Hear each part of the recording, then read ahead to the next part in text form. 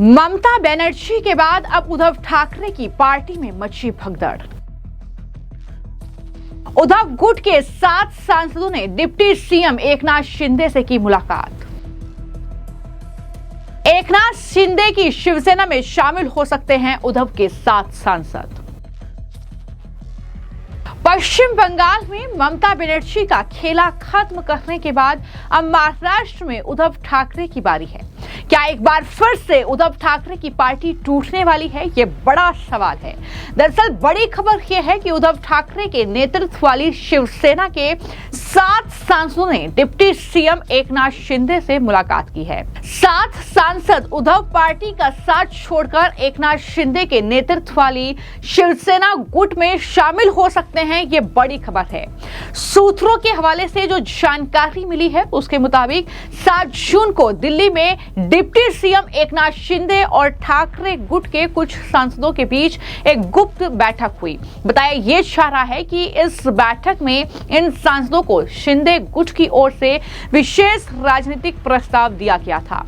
केंद्रीय मंत्रिमंडल विस्तार की संभावनाओं के बीच उद्धव ठाकरे गुट में सेंध लगाने की कोशिशों की चर्चा भी तेज हो गई है और दावा किया है कि बैठक के दौरान ठाकरे गुट के एक सांसद को केंद्रीय मंत्रिमंडल में स्थान दिलाने का आश्वासन भी दिया गया है, जबकि अन्य सांसदों को भी महत्वपूर्ण जिम्मेदारियां और पद देने का भरोसा दिया गया है।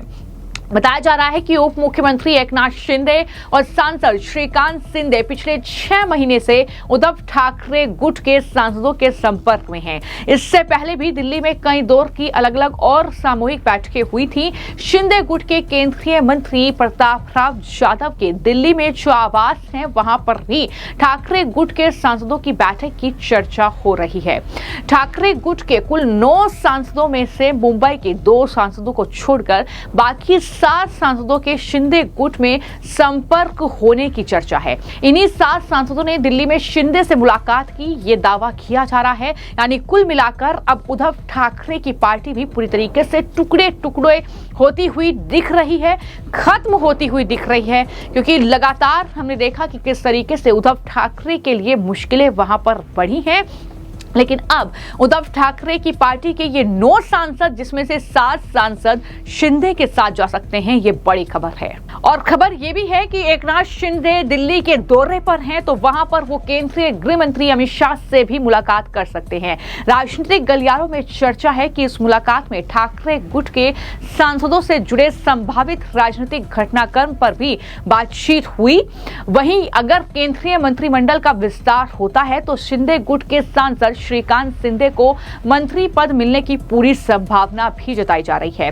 हालांकि इन सभी दावों और संभावित राजनीतिक घटनाक्रमों की अभी तक आधिकारिक पुष्टि नहीं हुई है, लेकिन महाराष्ट्र की राजनीति में एक बार फिर बड़े बदलाव की चर्चा ने सियासी हलकों में हलचल बढ़ा दी है। जो सांसद हैं उनके नाम है अरविंद सावंत, जो कि मुंबई दक्षिण 2 से सांसद हैं, और इसके अलावा जो एक और नाम है वो है संजय देशमुख का, वाशिम से सांसद हैं। नागेश बापूराव पाटिल, संजय हरिभाऊ यादव, राजाभाऊ वाजे, संजय दीना पाटिल, भाऊ साहेब राजे राम वाकचोरे, अनिल यशवंत देसाई, ओम प्रकाश भूपाल सिंह, ये सारे वो सांसद हैं। खबर है कि दरअसल इनमें से ही कुछ सांसद हैं, 7 सांसद हैं जो कि शिंदे के साथ जा सकते हैं। तो कुछ इस तरीके की राजनीतिक हलचल फिलहाल महाराष्ट्र में नजर आ रही है। महाराष्ट्र में क्या बड़ा राजनीतिक भूचाल आने वाला है?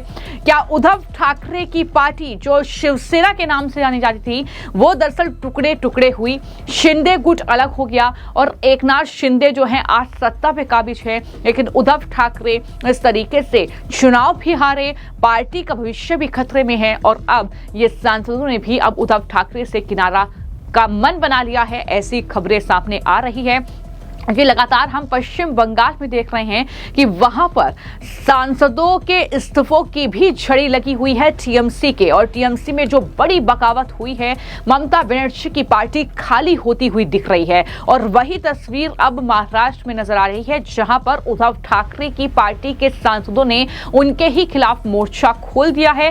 तमाम सांसद अब जो है शिंदे से मुलाकात कर रहे हैं, उनकी पार्टी में शामिल हो सकते हैं। तो कुछ इस तरीके की ये तस्वीर उद्धव ठाकरे के लिए परेशानी बढ़ाने वाली है। लेकिन वहीं पर इन तस्वीरों को लेकर, इस खबरों को लेकर फॉर्मर जो राज्यसभा के मेंबर हैं मजीद मेमन, उनकी तरफ से क्या कहा गया है, सुनिए। उद्धव गुट के 7 MP जो हैं वो एकनाथ शिंदे कैंप के टच में है। देखिए, ये बंगाल के नतीजों के बाद से जो राजनीतिक हवा चली है पूरे देश में, ख़ासतौर पर बंगाल को तो हमने देखा कि किस तरह से वहाँ पार्टी को तोड़ने के लिए चाहे वो विधायक हों चाहे वो सांसद हों, ममता को डंप करके वो दूसरी तरफ जाने की बातें करते हैं, अपना ब्लॉक बनाने की बात करते हैं ताकि वो आहिस्ता आहिस्ता ब्लॉक बनाने के बाद सत्ताधारी पार्टी की तरफ जाकर बैठ जाएं। ये लालच है पैसों की, ताकत की, पावर की, और ये एक अनएथिकल और इमोरल एक्ट है हमारी पॉलिटिकल स्फीयर के अंदर। और मैंने ये बात कल भी कही थी कि एंटी डिफेक्शन लॉ जो है वो सिर्फ पेपर टाइगर है, उसका कोई असर नहीं हो रहा है। और लोग जो है बड़े आसानी के साथ में एक पार्टी के सिंबल और एक पार्टी के नेता के नाम से चुन के आने के बाद में जब उसका बुरा वक्त आया तो उसे डंप करके दूसरी तरफ चले जाएं। ये इसको रोकना चाहिए।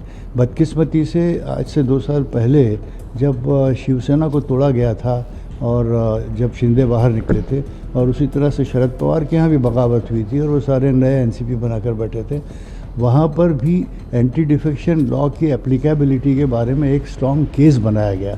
मगर दुख की बात यह है कि न तो स्पीकर्स या चेयरमैन ऑफ द हाउस, न तो अदालतें, किसी ने भी इस संदर्भ में इसकी कोई अहमियत नहीं जानी, और वो मामले आज तक ऐसे ही पेंडिंग पड़े हुए हैं कि whether anti defection law would apply, whether they should be the broken group should be considered, should be derecognised. ये कुछ नहीं हुआ, मामला ऐसे ही पड़ा हुआ है पेंडिंग। अब ये ममता के मामले में भी यही है।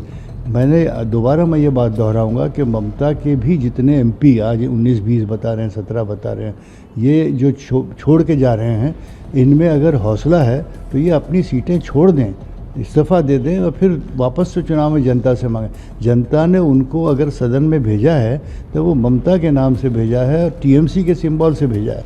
इसी तरह से महाराष्ट्र में भी अभी जो आप 7 MPs की बात कर रहे हैं, इसमें कितनी सच्चाई है ये मेरे लिए मानना मुश्किल है, लेकिन एक अफवाह फैली है और एक हवा चली है इस तरह की। तो हो सकता है ये मुमकिन है।